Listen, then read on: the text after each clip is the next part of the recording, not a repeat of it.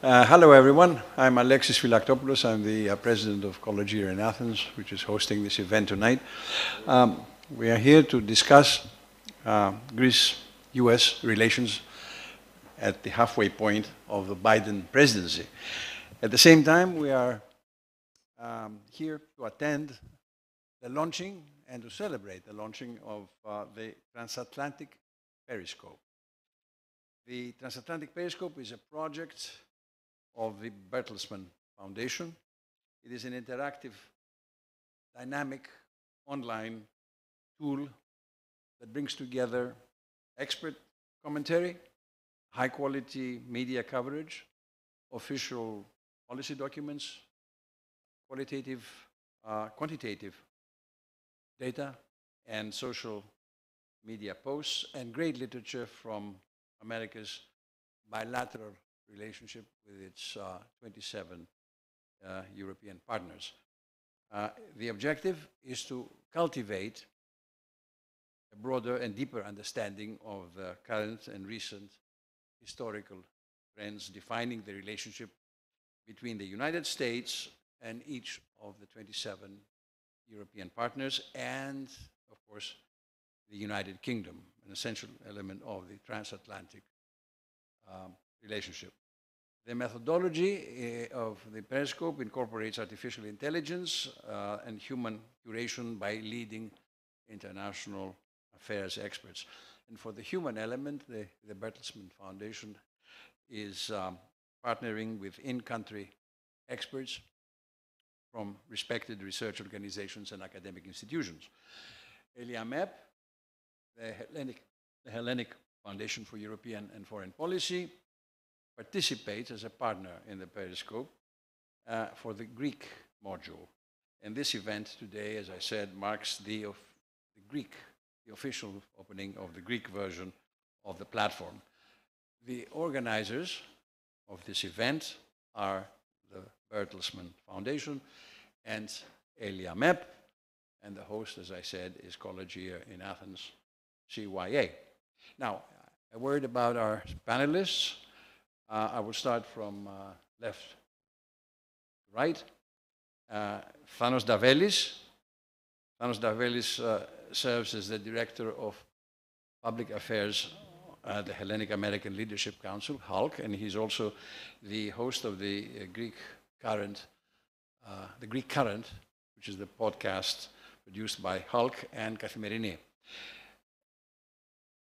Elena Lazaru is the acting head of the external unit of the European Parliamentary Research Service, EPRS, and she focuses on security and defense and global governance. Anthony Silberfeld is the Director of Transatlantic Relations at the Bertelsmann Foundation and is overseeing a project portfolio aimed at strengthening the Euro-Atlantic alliance through traditional and innovative means. Last but not least is, of course, Katerina Sokou, who is unfortunately not here with us in person, but she is hopefully online. And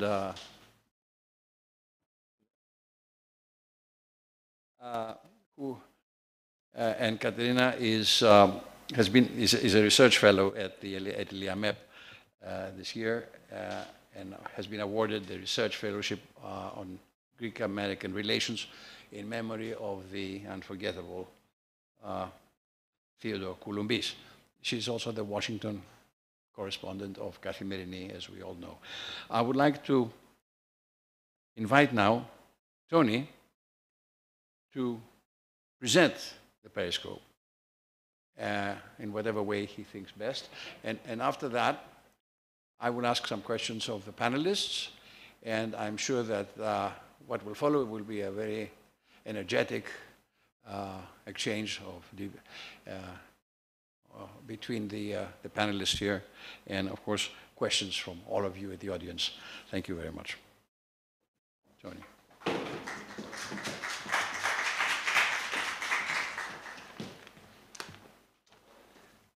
Good evening. Alexis, thank you very much for the very warm introduction and welcome here. I'm Tony Silberfeld. I'm the Director of Transatlantic Relations at the Bertelsmann Foundation, normally based in Washington, but this week based in Athens, so I'm really happy to be here. This actually, Alexis, is the perfect home to present the Periscope for the first time because students, in large part, are the target audience for what we're doing. Trying to give young people, practitioners, an opportunity to find credible content, to understand the bilateral relationships between the United States and its 27 member state partners is really what this project is all about. And so, we'll get to the main event in just a moment. I wanted to take just a couple of minutes to talk about this project, to show it to you, because this really is one of those projects where it's much better to show than it is just to talk about. So I'll get to that. I'll be relatively brief, and then we'll get into the main discussion. So to begin, I just wanted to give you a bit of a background on how this project came to be. Looking back, starting with the mission of the Bertelsmann Foundation is all about strengthening the transatlantic relationship. And you can look at that any number of ways. When I was sitting in Washington in 2016, 2017, 2018, we were thinking a lot about strengthening the information space that Europeans and Americans share. Not least of which because we happen to be in the middle of the Trump administration where the information environment was toxic. It remains toxic to this day. This just happens to be where we are. Not really a political or partisan statement, just a factual one about where we found ourselves. And so we started to think about why the voting, and part of it was leadership. It was a priority to say, we're going to dismantle this. They've said so overtly. But it was also about being able to share space together. From an information perspective, are we talking about the same things in the same way? Do we have a common set of facts anymore? It doesn't matter if ultimately we reach different policy conclusions, that's normal.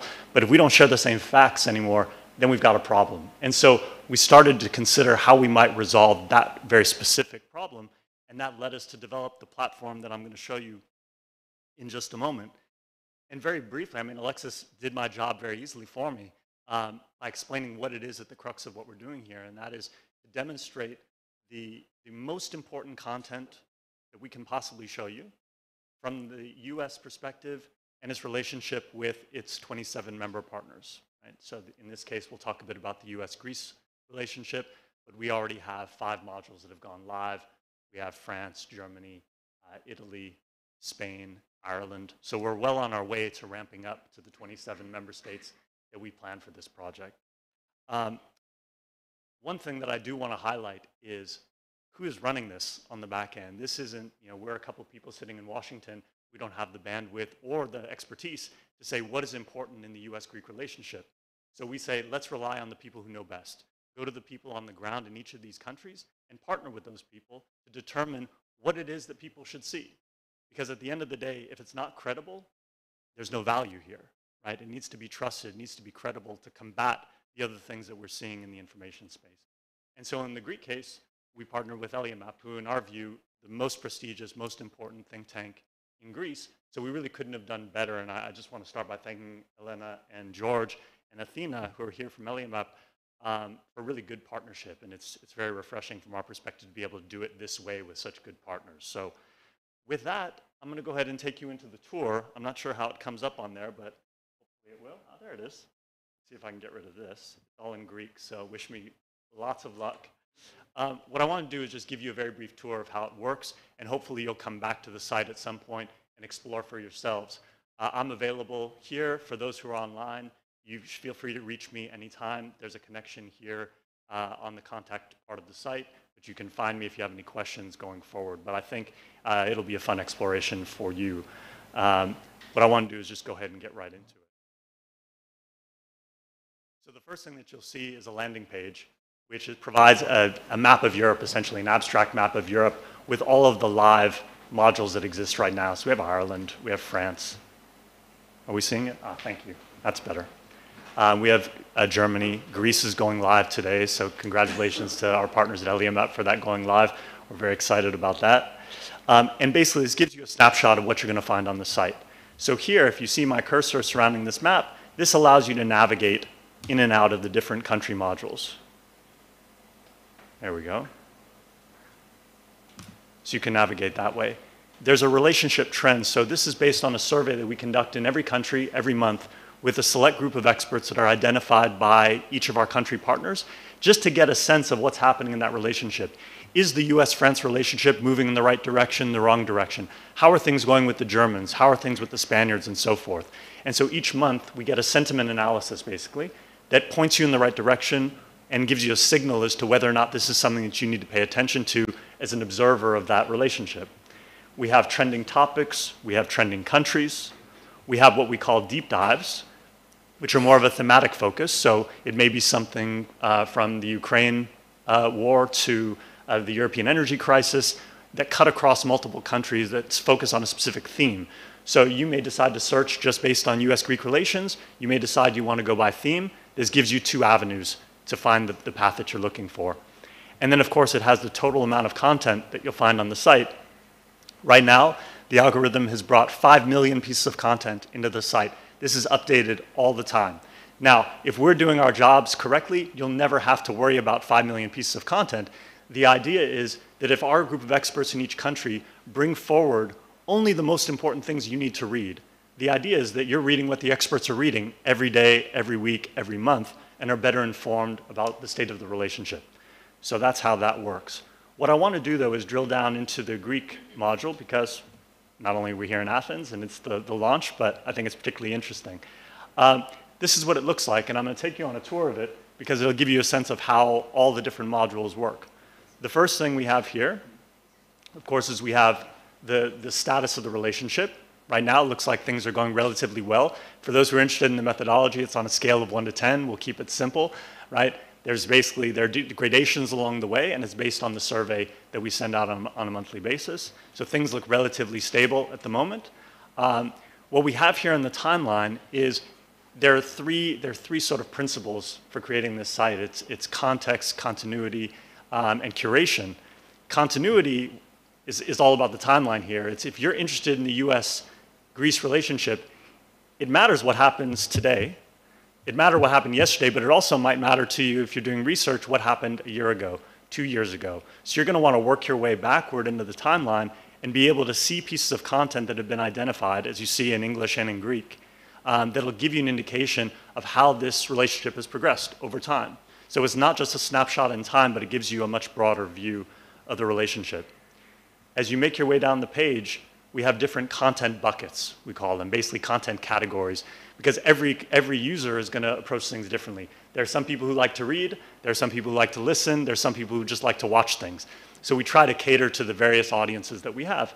So what you'll see first, of course, is featured content. This is the most important. If you read one thing, or listen to one thing, or do one thing, this is what we're pointing you in the direction of under featured content. We have analysis as content. We have data, get statistics and other data categories. Multimedia, in this case, could be animations. It might be explanatory videos. It could be documentaries, podcasts. It really runs the gamut of multimedia content. We have news articles. You'll notice that we de-emphasize news articles in terms of the hierarchy here. Part of that is because you can do your own searches if you want to. It's not just about news, it's about analysis. We want to go a step deeper so that you get an understanding of what's happening, not just be able to read the day-to-day headlines. Policy documents are here, and that's essentially, tends to be government documents. It could be treaties of friendship between the United States and Greece, could be trade. It could be any variety of official documents that exist, either coming from the State Department, the Foreign Ministry here. That's what you'll find in the policy documents. Opinion is what it is. Deep dives, I mentioned before, just gives you another access point into the thematic area. And then social media. And I love, actually, that we have Katerina's. I don't see her behind me now, but Katerina's social media feed is coming through here. This is a real-time feed coming from credible sources that comment on the US-Greek relationship. So anytime you're interested in what's happening on Twitter and the comments that are being made by certain accounts, you're going to find those here. Those are curated by our partners at ELIAMEP, so that you don't have to worry about finding, what Joe Smith is eating today or a picture of his food, but you're going to see something that's valuable to you as you try to understand that relationship. I'll just point out very quickly, though, that this is also available in Greek, so you can navigate the site also in the Greek language. What it doesn't do, it won't translate a New York Times article into Greek, but it will allow you to navigate, and of course there's plenty of Greek content here if you prefer. But for the sake of my own sanity, I'm going to go back to English just to make life easy for myself, so apologies in advance for that. the last thing I want to bring your attention to is the deep dives, just so you can have a look at it. The deep dives, as I mentioned, is about themes. So we, on a monthly basis, are creating new thematic content. So if you're interested, for example, I mentioned earlier in the European energy crisis, what you'll see is a similar layout to what you'll find in the bilateral modules, but it doesn't specify a single country, because it does cut across multiple countries. European energy crisis, as the name suggests, touches on every member of the European Union and beyond. And so we have here is a variety of content from sources across Europe that are focused on this particular topic. So it allows you to navigate through in that way. So I think I'll leave it there for the sake of our discussion, and we can pick up on any of these points. But I mean, the key to all of this is really about cleaning up the information space. And if we can do that in a meaningful and engaging way, then hopefully we'll have done our job. Always happy to have feedback from users. Always happy to engage on an ongoing basis with anybody who wants to use the site. But with that, I'll turn the floor over. I'm not sure if it's back to Alexis, but for that, I'll leave it there. Thank you very much for that time.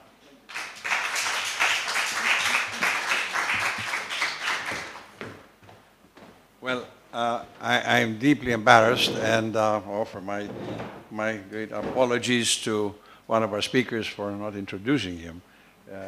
An important speaker, I must say. And that's George Pavoulatos, the Director General of ELIAMEP. George is Professor of European Politics and Economy at the Athens University of Economics and Business. And he's also a visiting professor at the College of Europe in Bruges. He's done all kinds of things in his life, advised prime ministers and so on. And we read him on Sundays because he's a regular columnist at Kathimerini, the Sunday edition of Kathimerini. Anyway, I'd like to start with you, George, this discussion here, and ask you to offer some general comments, first of all, and to say something about the state of play and the importance of the midterm elections, not necessarily in US-Greece relations, but generally for the US, perhaps. So the floor is yours. Thank you. Thank you so much, Alexei. I did my best to become invisible by surreptitiously sitting right behind you, but someone had revealed my presence here, so my whole plot collapsed. I'm really delighted to be part of this project and for ELIAMEP to be the Greek partner in this project. It's very important for the reasons that Tony outlined. It's very important because it upholds the importance of serious and credible media across the US's broad range of transatlantic partners. It is also very important because it upholds the importance of facts. Pluralistic democratic sphere is built upon agreement on facts. We can disagree on our opinions, but we cannot disagree on facts. And it's very important to establish that, especially in view of a very critical midterm election next week, next Tuesday. And I don't think there's ever been an election, at least as far as I can recall, that commentators would not characterize as critical, either in Greece or in Europe or any place in the world. But this is really critical. And it's not just critical for the obvious reason that all the members of the House will be elected, and 1/3 of the Senate will be elected, a number of governors and attorney generals and other officials will be elected. It's not just critical because it is forecast, according to the public opinion polls, that the Senate could go either way. There could be a very narrow majority of Democrats or of Republicans. There are critical swing states that will define that in Pennsylvania, in Wisconsin, and other places, Georgia, and so forth. It's not just critical because it could be part of a tradition of presidents, a series of presidents losing in the midterm election, the only exceptions being 1998, Clinton, and 2002, George W. Bush, following the September 11, exceptional circumstances.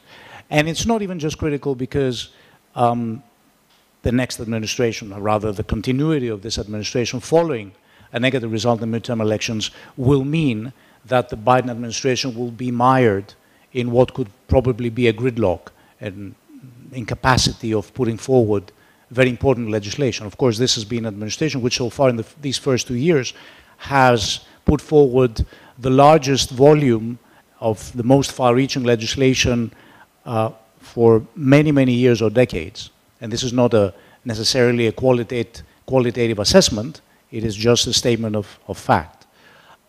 It's not just critical for these reasons, but it is critical because the next elections, and I would say the entire electoral competition in the US, unfolds under the dark shadow of the big lie.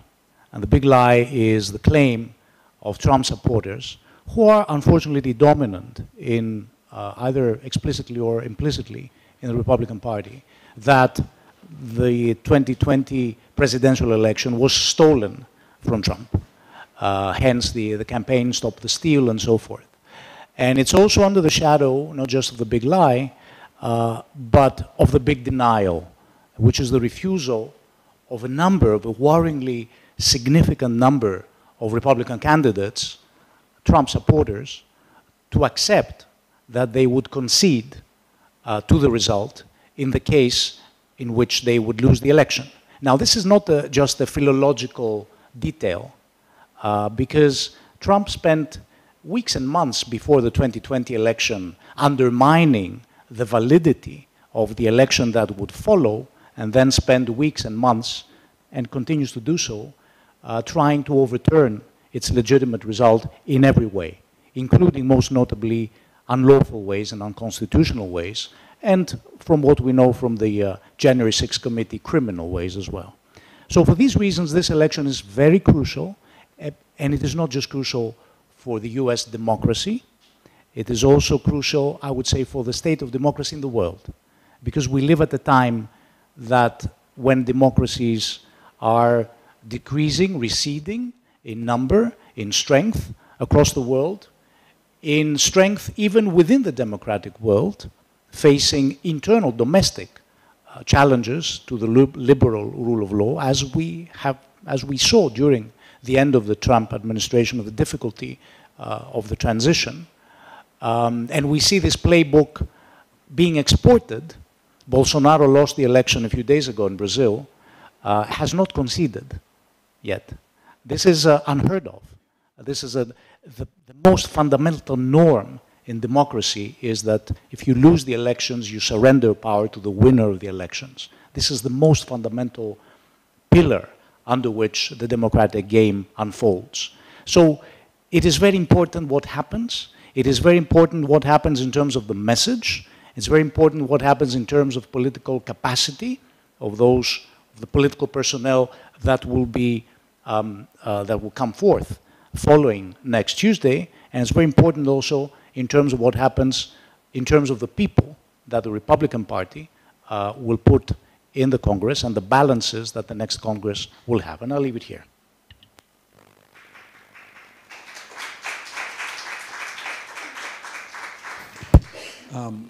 Elena, could we come to you now and give us a perspective of European Union, US relations, in whatever way you like to do it? Thank you. Yes, of course. Thank you very much for that question, and good evening. Welcome to Athens again, Tony. It's a pleasure to be part of this project and to see it come to fruition in my capacity also as a research fellow at ELIAMEP, beyond my morning job. And I have to say, I was reflecting about the importance of a project that brings, as George said, fact-based media to the attention of its audience, as I was coming here, actually, because I was listening to a radio station at home. I was working, listening. I got into a taxi, and there was another radio station on the same topic, and I heard two different stories about the exact same thing that's happening in Greece right now. So I think if there is any more proof than the fact that the truth today has become very subjective in the media, and that we're living in cities where parallel echo chambers reverberate all the time, I think that's the easiest proof.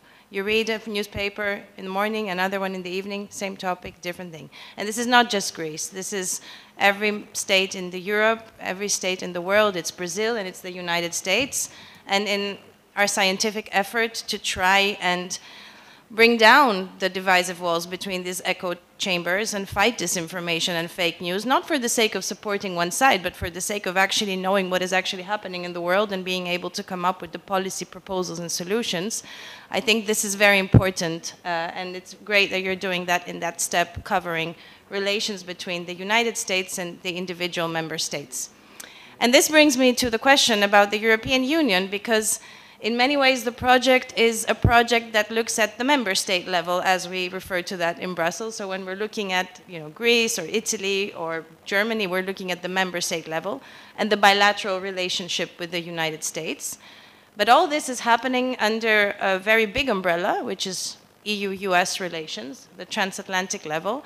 And the umbrella is becoming increasingly larger, I would say, in the sense that an increasingly larger number of issues are brought onto that level, Brussels and Washington, because of their nature and because of the impossibility to deal with them in a way that is not on the EU level, but also because the European Union is increasingly gaining competence in fields that are issues to do with United States-EU relations. So Ukraine, I think, has been an excellent example of that. What we've seen just in the past 9 months now is coordination between the United States and the European Union and its member states on issues like sanctions, on issues like the delivery of lethal equipment to the Ukrainian armed forces.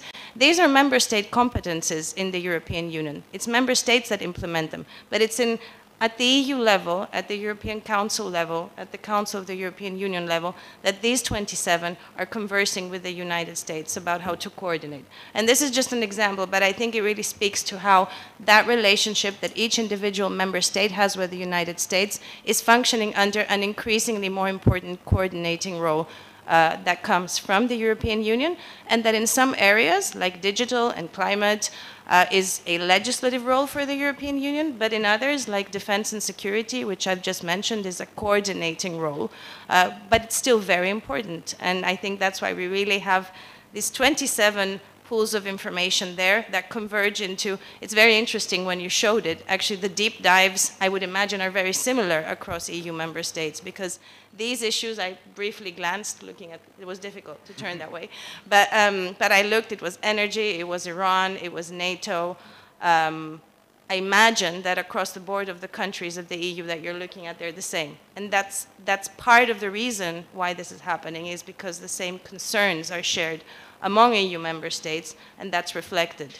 Supply chains, China, Russia, we can continue, but the issues, democracy, obviously, as has been mentioned. So I think looking at the member states and their relationship with the United States is incomplete if we don't think about what's happening right now in EU-US relations as a whole. And perhaps just to offer a few thoughts on what I think is happening now and link that to the midterms. George has given a great outline of the midterms, but what we also know in the political science communities is that traditionally we've always said, foreign policy doesn't matter in the midterms. No one votes about foreign policy. In the midterms, are American voters thinking of Europe? No. Are they thinking of China, Russia? Probably no. This has been the way we've always talked about midterms. There was an exceptional midterm in 2018 where we had an unprecedented presence of voters and participation. Actually, I think it was the biggest since 1914. And to me, that says maybe the issues were also bigger, so maybe some of them were thinking about China or Russia or the EU.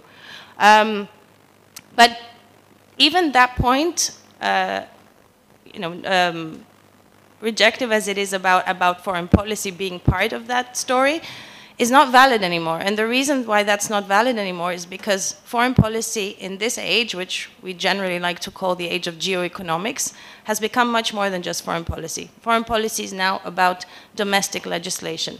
So in the midterms that are happening right now, the determination of the composition of Congress that will determine the way the representatives of the United States people vote on key issues that are relevant for transatlantic relations, on legislation that also affects the way the United States work with Europe. We've just seen major pieces of legislation passed, the Inflation Reduction Act, we've seen the CHIPS Act, which was extracted from another big piece of legislation, proposals about legislation on China. All these have in them components about global climate policy, about global supply chains, about the way in which global manufacturing across the world will work, and the way in which the United States and its allies will source raw materials for the production of things that we need every day, like semiconductors, chips, which we need for computers and cars and planes. And so all of that is related to the United States' global role in the world, but it also relates to the way in which the United States and the European Union together are working to ensure that they will continue to have the ability to promote a model that has been the transatlantic model for years, which is that of multilateralism, of free trade, of democracy. So what Congress is voting on is very important, not just for the United States, but also for transatlantic relations and for the ability of the European Union at the end to deliver on key goals like the European Green Deal, its own approach to the regulation of digital issues, privacy issues, the way trade operates, the way coercion can be prevented by major trade actors like China, and let's not forget pandemics, development, and other issues. So in total, I think midterms, if one deconstructs what the legislation is about, are very salient, and there's so many issues on the EU-US transatlantic agenda where Congress will be very important key in ensuring that there can be continuity. So I'll stop here, but thank you.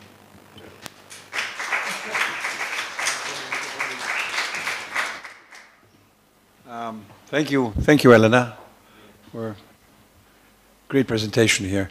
Let me turn now to our transatlantic panelist. There's Katerina Soku. Katerina, you are the person on the field, on the ground. I'm sure you have a much clearer picture of what's happening. Could you give us some general comments about the midterms? How much are these global issues affecting the voter? The global environmental crisis, the supply chain problems, are these things affecting the voter, or is it just internal, more domestic issues like abortion and so forth that will make the difference? And also, if you could comment a bit about U.S.-Greece relations and how they might be affected by any changes we might see. Thank you. Thank you, and greetings. Hello from me too. Thank you for including me in this conversation, even from afar. This is the million-dollar question, I guess. Because we can't hear you. Oh.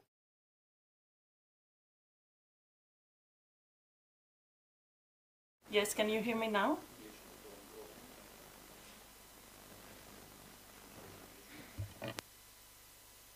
Can you hear me now? Oh, can you speak now for a bit? Yes. Is it better now? Can you hear me? Second, Katerina, I'm sorry about this. We'll sort it out.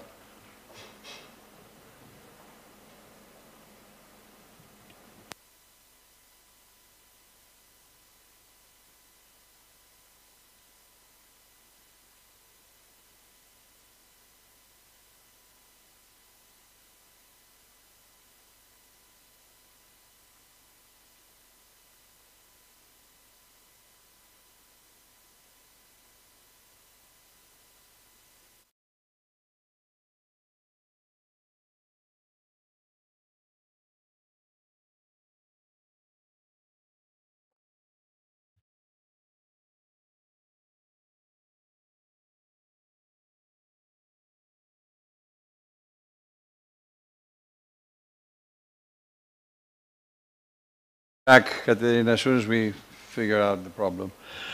Sorry about this. I want to turn to Thano now. Thano, tell us a bit about the dynamics in Congress as we approach the midterms. What do they mean in terms of Greek-US relations from your point of view? And what is the Greek-American community state of play? How do the Greek-Americans feel this time around? Thank you, Alex. So looking at the midterms and looking at Congress, Congress is a key driver in the US-Greek relationship, and it has been for some years now. This isn't just something that we're seeing in the first half of the Biden presidency.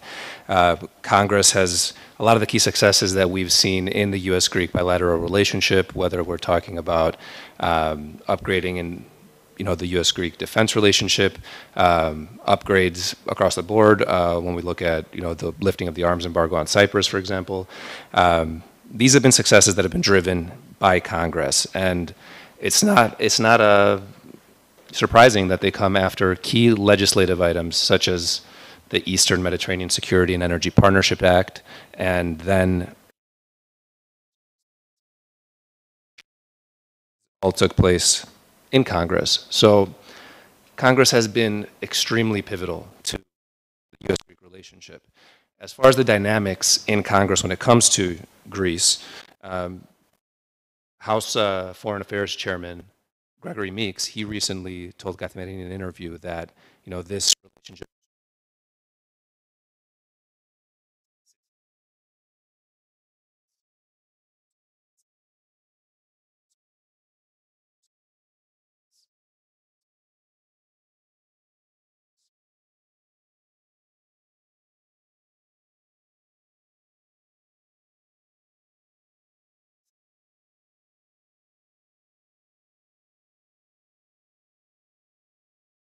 component of the US-Greek relationship, but before him, the now vice chair, who was then chairman of the Senate Foreign Relations Committee, Senator Risch, he was as well an excellent leader when it comes to Hellenic issues.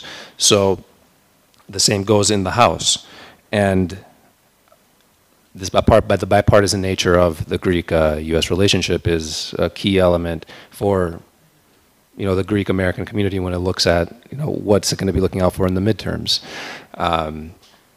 As far as the midterms are concerned, Greeks will be looking at a few key races. There's a number of Greek Americans in the House. We have Gus Bilirakis in Florida, a Republican, John Sarbanes from Maryland. Their seats are relatively safe. Nicole Malliotakis in New York, she looks okay as well. But there's Chris Pappas and Dina Titus. They're in a little tighter races, but their presence is important, and they have been able to, on both sides of the aisle, push the relationship forward.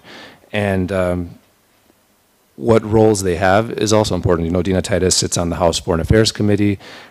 So overall, size is important in terms of the Greek-American presence in Congress, but the ability to build alliances as well is something that we're focused on as a community, and there's going to be a lot of outreach. We're waiting to see, how the chips will fall after Tuesday next week, and once we have a better picture, we'll be able to see, who's going to be in what leadership positions in the House and in the Senate.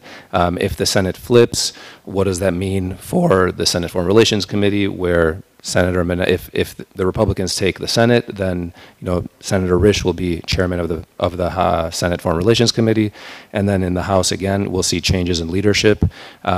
So there's a lot at play, and building the key relationships once we see who wins and who enters the House, whether there are new names or which allies remain, will be crucial.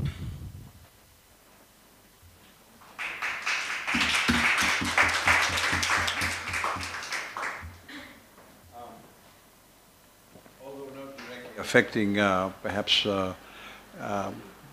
the picture in Congress, but could you give us an insight on the gubernatorial elections? Is there anything there that's affecting Greece, for example? So when we look at local elections, there are a few races that we should be keeping an eye on as a Greek-American community. In Illinois, my home state, Alexei Giannoulias Greek American is running for a statewide seat for Secretary of State of Illinois, and it's looking increasingly like he will be the next Illinois Secretary of State. Illinois is also a state where you have a more senior member of the Senate, so things could open up. So this is a person to keep a lookout for, Alexi Giannoulias there.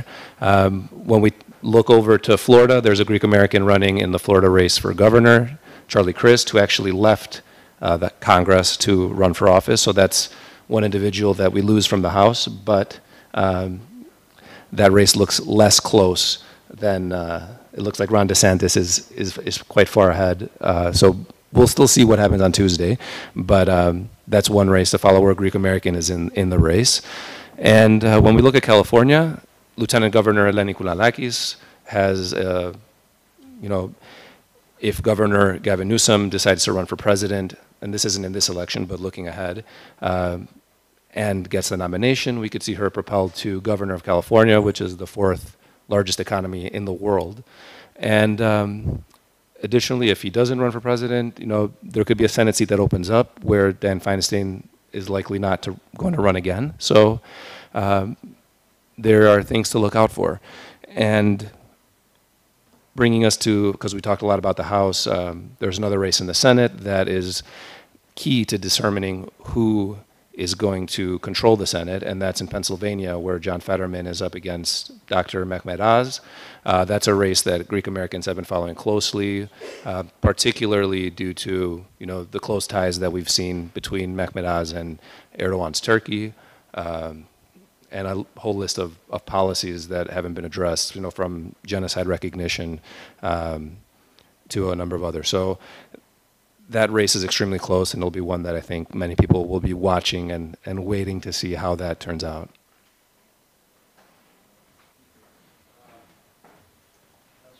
Fascinating. We'll be holding our breath on Tuesday.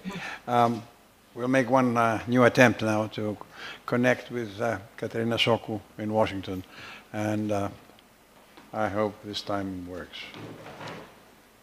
Let's see. Can you hear me now? Yes, we can. Thank you. Bravo, Katerina. You have the question already, right? Yes, I do, and it's $1 million question. Greetings from me as well. It increasingly looks like we will end up with a divided government, which means that we will have a Republican-controlled House, possibly Senate too. This was the case during the last 2 years of the Obama administration as well. It resulted in more political friction in Congress, more executive orders on the part of the president, delays in any new legislative work.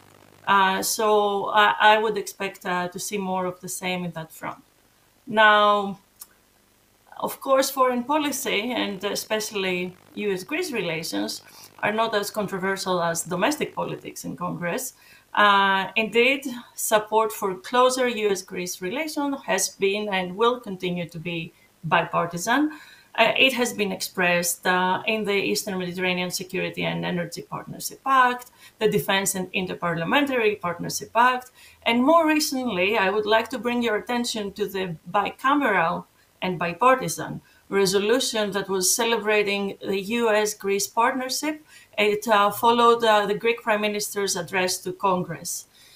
Among others there, and to go to the question about US-Greece relations, it highlighted the updated Mutual Defense Cooperation Agreement, the role of Alexandroupolis in both supporting NATO's eastern flank and southeastern Europe's energy diversification, Greece's support for Ukraine, which features quite prominently in both parties' support for Greece, and of course its partnerships in the Eastern Mediterranean.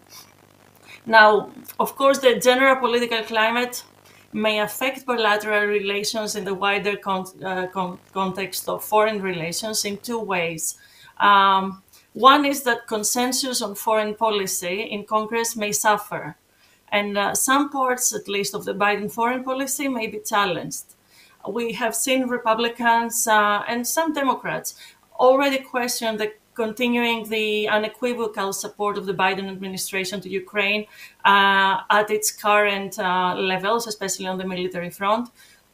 we may see increasing pressure on the Iran deal on the part of Republicans too.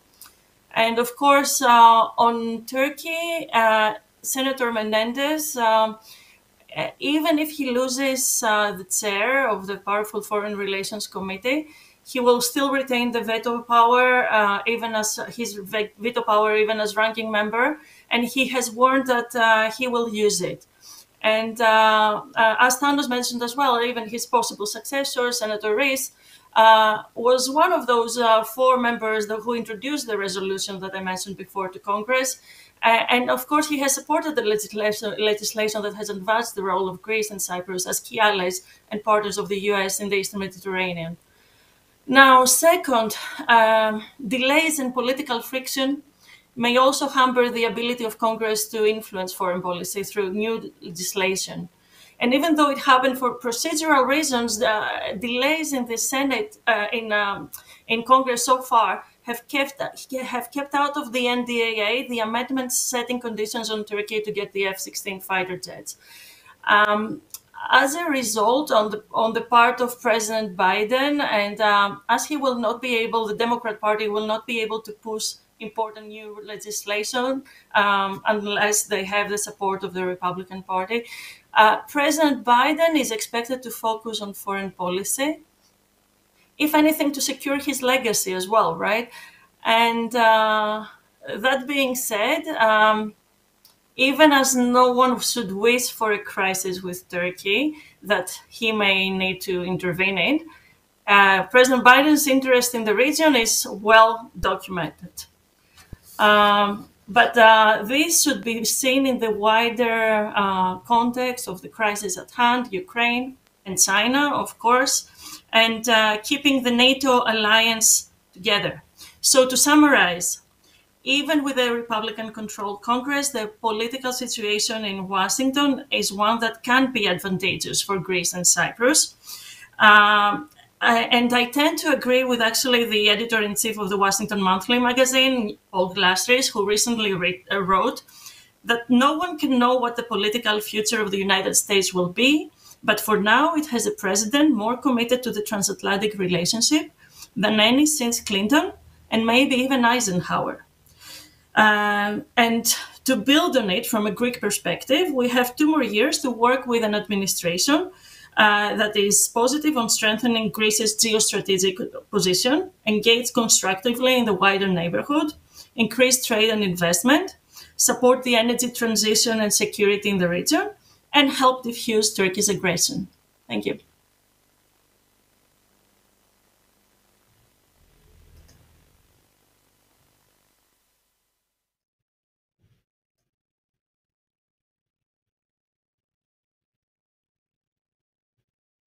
And a bit of fear, the polarized climate in the US. George Pavlidis spoke about the big lie, the denials, those who deny who do not concede, rather, the victory to the other side. Do you think that a victory of victory, I don't want to call it victory, but if the Republicans prevail in the Senate and the House, will that diffuse a bit the situation, or am I just dreaming? I'm afraid I don't believe this will be the case. I agree with George on the wider stakes for the future of democracy in the United States of these midterm elections. I believe that there are repercussions in electing election deniers in Congress that will reverberate well into the forthcoming presidential elections, and especially the elections for secretaries of state may also will influence how the votes will be counted on that presidential election. We saw President Biden yesterday just give an address making the case for the future of democracy and attacking the MAGA Republicans, the ones that are ascribed to the big lie, quote unquote, of the stolen election, again, quote unquote. And this is something that will have wider effects and will influence how much the US can focus on the rest of the world, right? On foreign policy as well. I know I said earlier that President Biden will want to have a legacy on that front and will sure try to, but it all depends on how domestic stability it remains intact and how much within the United States in order for that to happen. So I will be also waiting very, very anxiously to see not so much the results of the elections as such, but the day after, how any runoffs are handled, how many people concede that have lost, among the Republicans or not. And these will be the indications that I will be looking forward to seeing on to kind of get the sense of the stability, the political stability that we will have for the next 2 years going into the presidential elections. Okay, thank you. Thank you very much. Thank you, Caterina. May I now turn to Tony and ask him to offer some comments on, well, are there any early findings of the Periscope that you can quote here? And also, we keep talking about the Bertelsmann Foundation. I'd like to know more about the Bertelsmann Foundation. Can you tell us what is the Bertelsmann Foundation? Sure. I'm sure it's a very important. Yeah, I'll do that. I'll happy to do that. A very important foundation to be doing all this good work. I appreciate that. The Bertelsmann Foundation is part of the Bertelsmann Stiftung, which is a German-based think tank. We're in Washington, and we focus primarily on the transatlantic relationship. Our area of research of late has been in the democracy space, which is why when I make my comments on the elections in a moment, you'll see why I'm cynical and pretty pessimistic about the state of play. We also do work on technology policy as well. We built a lot of relationships with other institutions across the Atlantic and spent a lot of time on joint partnerships and collaborations like we have with ELIAMEP and with others across Europe. So do look us up at bfna.org, and very happy to hear from you. When it comes to the election itself, my colleagues on the panel have covered the waterfront very well. And I might just add an additional perspective from somebody who's going to be voting on Tuesday. I don't know, Thanos, you're probably voting as well, maybe from a distance. But I wanted to give you some color about what the voters are actually facing. George, Caterina, some of the other panelists have already mentioned some of the unique features that we have in this election, is probably putting it the most polite way possible. I'll put it less politely. This is not a normal election. This is not a normal political landscape. It is not two parties competing on the basis of their ideas and vying for votes. That's not what's happening here. It is something very different. And I'm not saying this from a partisan perspective, though it may seem that way. We have a pro-democracy party and an anti-democracy party. There are exceptions, of course, but generally speaking, that's where we are. And going back to the question about the Periscope and information space, I'll spend some time there because it's really what the voters are dealing with. Caterina probably lives in and around the Washington, D.C. area where there are several very competitive races, particularly out of Virginia. I sit with my children every night and we get flooded with commercials. There's nothing about policy. It's about candidate A is the devil. She's supported by the devil himself. Whatever the case may be. We get Joe Biden has been dead for 6 weeks. This was a theme of Weekend at Bernie's and at Dave in the 1990s films. It's not terribly creative, but voters don't know how to make sense of what's happening, and it's not on the basis of any substance. I brought with me, these are not receipts, but a bit of show and tell from yesterday. The New York Times ran a great article about the top 5 bits of fake news and disinformation that are shaping the midterm elections. I wanted to share some of it with you because I think it'll be useful to get in the mind of what American voters are going to have to contend with. A lot of what I'm about to tell you is about suppressing the vote. It's about making you think that your vote doesn't matter. And if your vote doesn't matter, it might just be enough to swing an election in Georgia, in Wisconsin, in Pennsylvania, depending on the population that you're looking to suppress, right? But I'll give you 5 just for fun, right? And then we can talk about how sad it is at that point. The first one was about voting machines being rigged. This is not a new assertion. This goes back, I mean, it goes back all the way to probably to the 2000 election, where we had a dispute in the Bush versus Gore election, but it is very prominent right now, and the narrative around voting machines being hacked, about the software being set in such a way that it will miscalculate the votes, serving one party over another. If you look at Twitter, I mean, the statistics don't lie. Voting machines, quote, voting machines is the top-rated trending term for the midterms. I take that as a very dire sign of what's to come. Second example, this idea that voter fraud is rampant. I forget if it was George or Katerina who mentioned this in the outset. This has been something that President Trump has been stoking for a very long time. This drip of voter fraud has no basis in fact whatsoever. Are there instances over the last 15, 20 years where there has been cases of voter fraud? The answer is yes. There's a study that Justin Levitt did out of Loyola Marymount in Los Angeles, where he looked at, I think it was over 1 billion votes cast over a period of 10 years or so, and they found less than a dozen cases of credible voter fraud. He would say that you're more likely to be struck and killed by lightning than you would be by finding a credible case of voter fraud. But it continues again and again, and if you look at the difference between 2018 and 2022, there's a 25% increase of traffic around voter fraud on social media. This is a problem. This idea about dead people and immigrants voting. I don't care where you look in the country, you're going to find assertions, particularly on the part of losing candidates, that this is in fact the case and it swung the election. Voting by mail, something that has really become an issue that's been front and center during the pandemic. There was a citation around the increase in voter turnout, which is typically pretty abysmal by global standards in the United States. It's gone up, and voting by mail is a big reason why the voter participation rate has gone up, which is fantastic.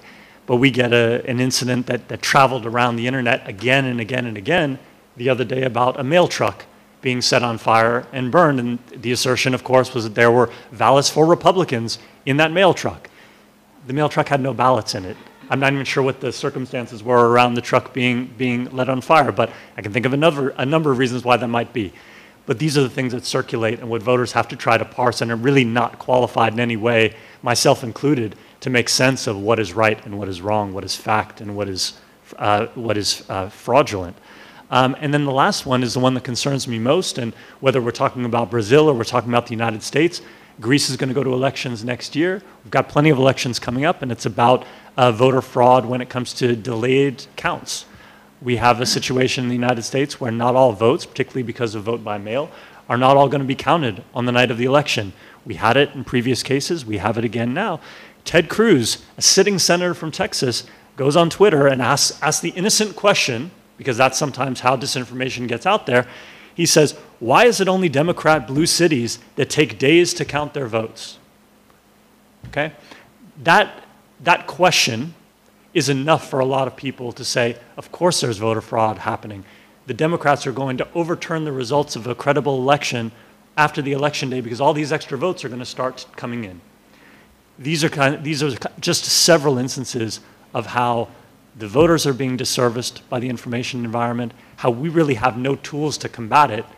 All we can depend on, all we've ever depended on, was responsible leadership and a credible media to be the guardrails against these things, and we don't have it anymore. So I'll leave it there because I think it might open up some points for discussion, but that is really the information environment that we're dealing with, and how every citizen in the United States is ultimately going to have to make a decision for themselves based on flawed information. So I'll leave it there. Sorry to be so sunny with my comments, but that's where we are.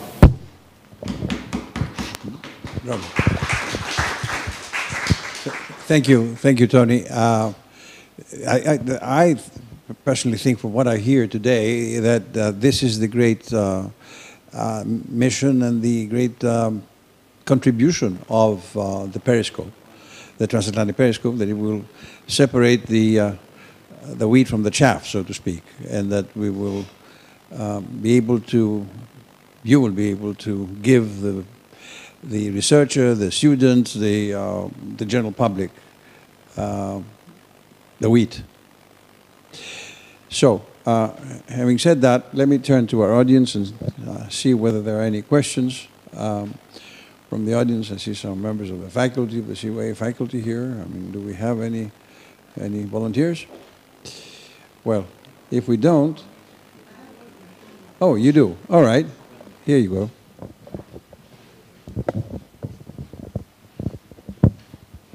Mr. Davelis, you've listed all the impressive Greek Americans in office in the United States, and my question is, when will you run for office? Thanks for the question, but I don't have plans to run. I like to comment on it from where I'm sitting now. As of now, yeah.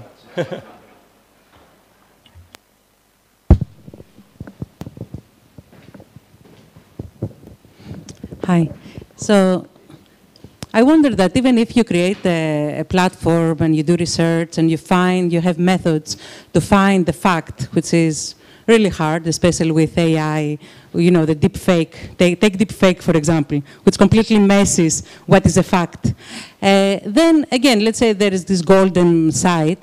How can you make sure that voters will go there? Even if know about it, one thing, then actually want to take a look at it, and because you know all the fake etc. Information comes from TV, that it is like in the living room of people who don't really seek out information, don't have the critical thinking, and know how to assess the information that comes. I'll take a first crack at it, and then turn to my colleagues who are curating it so they can talk about how they go through that process, because it's not just to put your finger up to the air and say, oh, this one sounds good, but they spend a lot of time on it. You know, one of the reasons that we're doing the Transatlantic Periscope in this way is because we think that the transatlantic environment is a manageable information space, where I wish, to the points that I was making earlier and what you're commenting about, I wish the domestic audience when it comes to politics in the US had something like this. Because I think that's where I think the voters are craving it. I think there's a need for it. We did this on a transatlantic scale because we think that that information is much more, it's much more navigable. It should be easier to determine what is credible, what is not, and then allow the users to decide for themselves based on what they read, what their views are.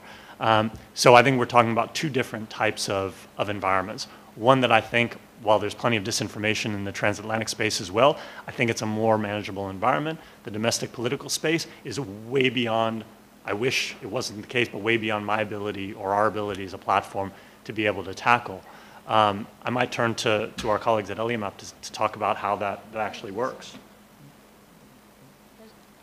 Just to not on how it works, but perhaps a weakness that has come up from your question and from your response, Tony, because as a sort of a point of self-reflection, there is a very significant degree of self-selection when it comes to the people who follow initiatives such as the Transatlantic Periscope.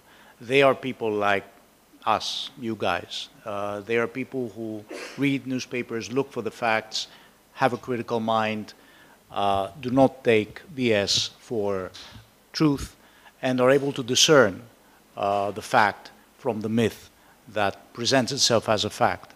This is not the kind of people who bolster Trumpism in the world. These are not the kind of people who would ever be subjected to the obscurantism and the kind of the fascism that has become part of the Republican playbook and agenda so far. And I think the deep problem in our societies today is the problem of this increasing bifurcation, the increasing polarization within our societies means not just that our politics become toxic, and now I'm referring to the US as a case of politics that becomes part of European reality as well. It's not just the toxicity of polarized politics, but it is also the incapacity of one part of society to speak to the other. Every part of society holding not just its own views, but its own world of facts.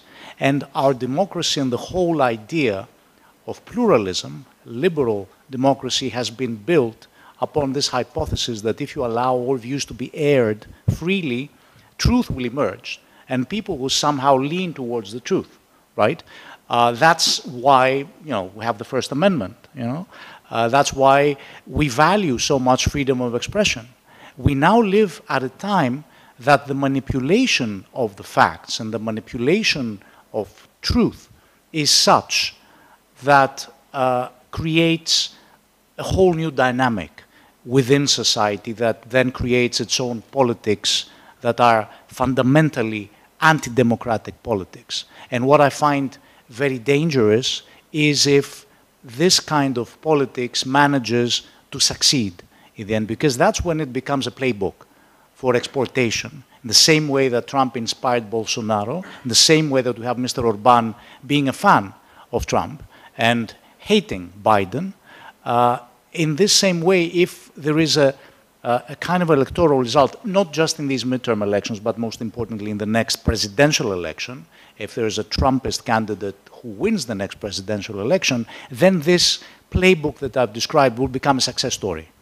And it will create a whole army of imitators around the world that will join the anti-democratic forces whose strength and appeal is increasing, as we can see just from the sheer numbers of authoritarian regimes that are rising and liberal democracies that are receding. And that's what I find most alarming. To your question, there's two things. One is the micro level of this project. And I think here we're doing what traditionally researchers and scientists have done to make research robust. We're doing scientific scrutiny. We're checking on ourselves to see are we being independent and objective.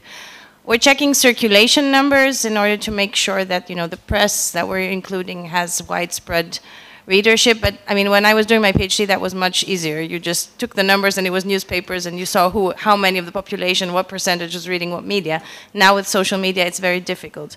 But I think we're doing the best scientifically we can to make it at this level objective, neutral, and factual. But I think your question speaks to a much larger point, and it links up to what I was saying about transatlantic. The big question here is the very delicate balance of the regulation of the digital space and the freedom of speech. And that's a huge issue in transatlantic relations right now, because as you will probably know, in the European Union, gradually proposed legislation is increasingly going to some kind of degree of the regulation of digital platforms, whether it be with the Digital Markets Act, whether it be with the Digital Services Act, the proposed now, there's a Media Freedom Act proposed. So there is a very big discussion about the degree to which there should be the checking of what platforms are algorithmically reproducing.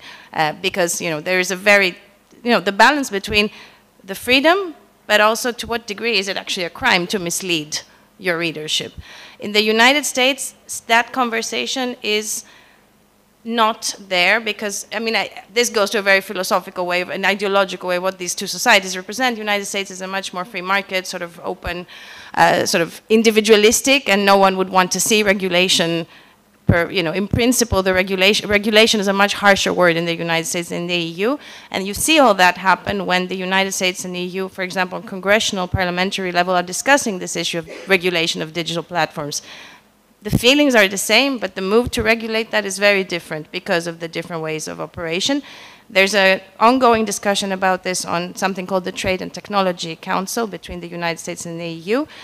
But I think we're not there yet where there will be a regulatory move on both sides to sort of make sure that's what's out there is the fact only. So the job to be done, and that everyone who works on AI and tech and digital platforms says that, is to educate the people. Because at the end of the day, once we have the mobile phone in our hands, it's up to us to know how to throw away the garbage and keep the correct information. So on that level, I think there's a lot being done including on the transatlantic space, fact-checking experts who are being educated to teach that, going to the schools to teach that, creating strategic comm services that do that. Every person should be able to do their digital forensics. I mean, that's really, if you speak to everyone in the big tech companies, they're going to tell you this is going to be the only way in the future that we block this phenomenon.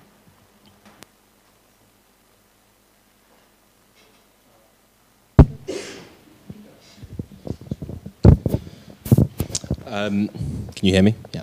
Okay. In a post-Brexit EU, the United States has lost probably its most ardent supporter in the transatlantic relationship, and that leaves primarily France and Germany as the two most powerful European nations, having a history of seeking foreign policies that are not always compatible and do not always follow the American line.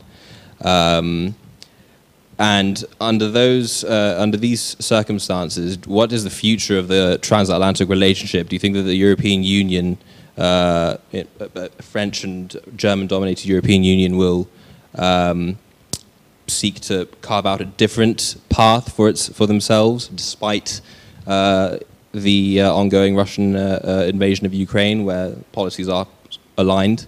And in the absence of such an influential member such as the United Kingdom of that transatlantic relationship, is there any way that Greece, in some modest way, might make up for some of the slack? Thank you.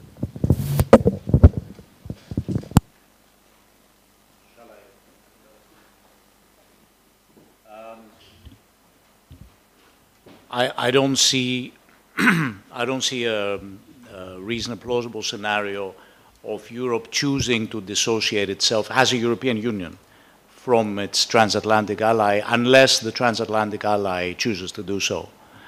There was discussion that Trump even examined the option of taking the US outside NATO.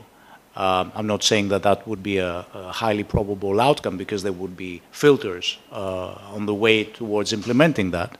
But what concerns many of the friends of the US in Europe is that there could be a moment when the US itself would decide to dissociate itself from the transatlantic alliance rather than the reverse. Now, as you said, France and Germany share a relatively converging view, not exactly the same.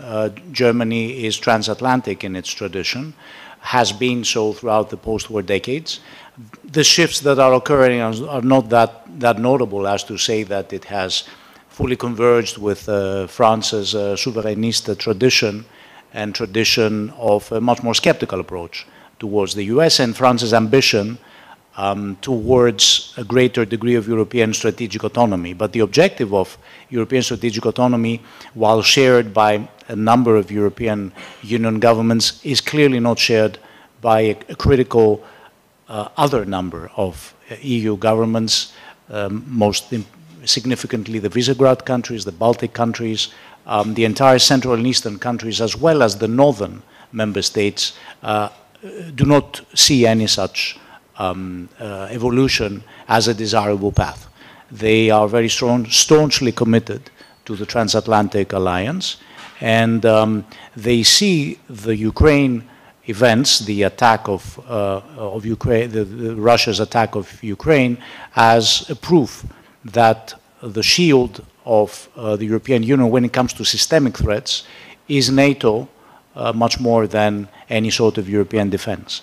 Now, Greece is a country that supports both a strong transatlantic alliance. It is a very loyal NATO member. At the same time, it's a country that has a strong commitment towards a deeper European integration, including a greater degree of European sovereignty.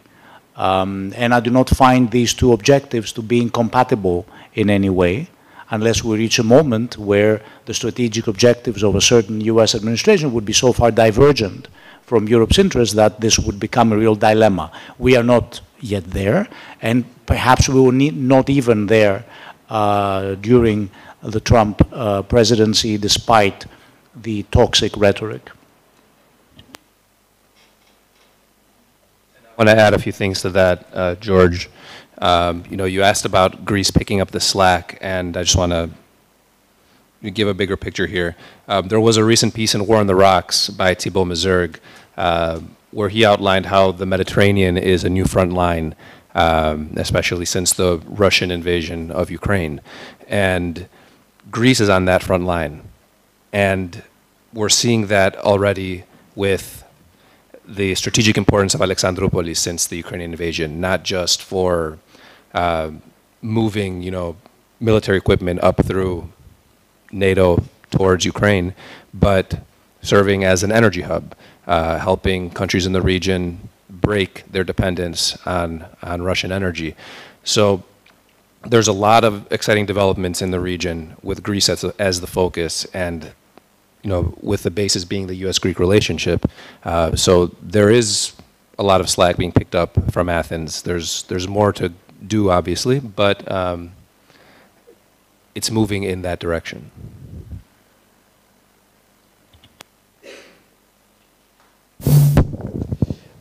Many thanks to one and all for your time and insights. I was curious specifically to ask Anthony who your intended audience is for this project. I was taught back in the day that you don't have democracy without theater, and there is a competition for the share of mind of people. Is it you training the experts? Is it, you know, focusing on advocates who have strength in influencing people? So who's your intended audience ideally? Many thanks. Thanks very much for the question. So when we started this process, we did focus groups with different, we called them personas, different categories of people who might possibly use this site. So we looked at students, we looked at policymakers, we looked at their staff, we looked at journalists, we looked at academics. We really tried to cover the waterfront of people who might possibly have an interest in this and be able to make use of it. And what we found is at the end of the day, all of those audiences will have a part to play. There's something there for them. As I mentioned during the presentation, they'll be using it in different ways, right? The staffer is going to, you know, they've got a hearing coming up. For those who've spent time on the Hill, they know they've got to write a one-pager for their boss, and they've got to brief themselves in the course of 45 minutes or less, and then write up the one-pager. That's there for them. If they want to know what's happening in U.S.-Greek relations, they go to the Periscope, they see here are the main items that are on the agenda, and be able to do that briefing very quickly. It's great for them. Students, I think this will be a great resource for them. Rather than having to go to many different sources to find credible content and then decide what's credible, as Elena was saying, it's there for them. So they can determine straight away, because we trust the curators, we know that this is credible content, so we're making their lives easier. From the journalistic perspective, you're writing a story and you need background. What's happening? You want to look back. You have the timeline, so you can figure out what led to this moment. It's not just isolated. So there's something for everybody, and it's not meant to be an all-inclusive type of thing. It was meant to be quite specific, but as it turned out, the way we built it, it's there for whatever you need it to be there for. If you're interested in credible content, if you're interested in learning about this relationship, there's something for you there. Thank you.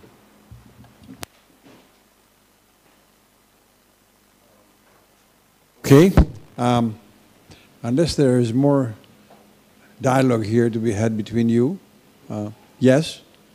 I wonder if you might ask a question of the panelists. Absolutely. Go ahead. Because I'm really interested in everybody's comments. It's always very humbling to sit with Greeks and Greek Americans, and they speak about American politics more eloquently than I ever could. So that was really nice to hear. But it got me thinking about, and George just alluded to it in his most recent comments, I'd like to hear Katerina's views as well, about the knock-on effect of the results of the midterm. Not just who wins and who loses, but by how it's conducted. And you all have elections coming up here next year, I think, next year. You talk about a playbook, for example. Surely whatever happens in DC, not to be too American-centric about it, it does have a ripple effect. And I'm curious how you all think whatever happens in November in the US will impact what's happening here coming up next year. If I may just respond, this is one of the many few occasions that I'm delighted to be a Greek, because this is not a concern in Greece. You do not see forward to the next election or the election after that and wonder what happens if the governing party loses or another party loses and the other one wins. There will be, you know, normal surrender of power. This is the great beauty of democracy, that it has this great inherent predictability as to succession of power. Turkey, I would not bet on a normal succession of power. Undermining liberal rule of law in certain European Union countries, yeah. Hungary, the word Hungary comes to mind, Orban in specific, and other parts of the world as well. But I think what happens in the US stays in the US when it comes to the core European Union countries, where democracy has been embedded. But again, what is very important is the degree of success that this playbook is able to exhibit. I'm optimistic that we will not be seeing this in the midterm elections, and I hope we will not be seeing it in the next elections either. If you can hear me, I can chip in. I agree with George. I don't think there is an issue for Greek democracy, an effect of what happens in the midterms. I do think that more widely in the European Union, the turn to populist parties, and not necessarily using the whole of the Trump playbook, but even part of the success of populism, we can see emanating around the world, including some of the biggest European countries. And I am a little bit concerned about how that might affect the workings of the European Union going forward. So, for example, what happens in the next French elections? And we see the Macron government quite troubled internally. They had issues passing their budget, and they'll have to do so without the parliament's vote. So these are issues that I think that going forward might have repercussions that may not be direct, but they're certainly related to what happens in the US. And if they end up having creating issues in having consent within the European Union, which arguably, obviously, is facing important crises right now that need a consensus that is hard to get on issues like energy security and energy affordability, for example. These are not normal times for the European Union either. So it needs all the strength it can get from, the stronger the governments in its country are, the stronger the European Union as a whole will be in its response. And we see even big countries faltering there. Germany with its own coalition and its domestic inherent conflicts. I think I'm also concerned. Maybe, being on the other side of the Atlantic, I have the luxury of also being concerned about what happens in the European Union, just because I understand how important this transatlantic and both sides coming into the table is. And so I would certainly, I am also concerned and looking very closely to, as far as I can, to the developments within the biggest countries in Europe, namely Germany and France right now, but also Italy, of course.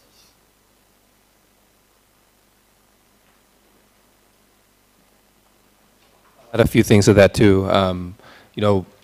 U.S. leadership in the world is extremely important, and when we have candidates where we see conspiracy theories, it starts with questioning elections, but it can go beyond. It goes beyond that, and some of the candidates that we're seeing, especially either on the far right with the America First crowd, or even on the far left, where we've seen some question, whether America should be even. They have a strong isolationist trend. That's going to have consequences, and it's going to have consequences for the transatlantic relationship when we see, if they get wind in their sails and their numbers go up. So when we talk about U.S. leadership, it starts at home. All politics is local, and you know, that's one angle that I think we need to be paying attention to. Just to chip in my last part to this question, maybe to end in a more exotic note. I also follow Brazil, having lived there for a long time and worked on its politics, and I've never seen the Greek audience look at the Brazilian election as much as it has this year. This election, Brazilian presidential election took place this past Sunday. And I think the reason why the Greek audience is looking at the Brazilian election is a very heightened sense of understanding that what's playing out there is coming from the Trump playbook. You know, no one in Greece would be following Brazil so much if they weren't having this feeling of a phenomenon that is reverberating around the world, which is this phenomenon of polarization, of fake news. I mean, there the candidates were, the stakes were, if you were to believe the fake news and the conspiracy theories, one was calling the other a cannibal, the other one was calling the other one a Satanist. So that was kind of, and every single one of the 5 fake news that you mentioned was also in the Brazilian social media part of this election. So to link this to Greece, I think it's a bigger thing. It's, as Thanos said, a sense of if the United States is not there in its leadership of the democratic free world, and other big democracies around the world are falling victim to the destabilization and delegitimization of democracy, then where does this leave Europe, Greece, and everyone who is part of that? So I think it's a bigger thing. It's not about the Greek election of next year, but it's a sense of what is happening in the world.